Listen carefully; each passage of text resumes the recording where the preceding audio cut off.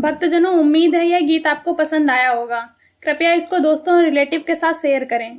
अगर आपको किसी भजन पर प्रस्तुति चाहिए तो कमेंट करें। हम आपके लिए इस चैनल पर उस भजन को प्रस्तुत करने का प्रयास करेंगे। अगर आपने हमारे YouTube चैनल को सब्सक्राइब नहीं किया है तो तुरंत सब्सक्राइब करें और बेल आइकन दबाना बिल्कुल ना भूलें। धन्यवाद।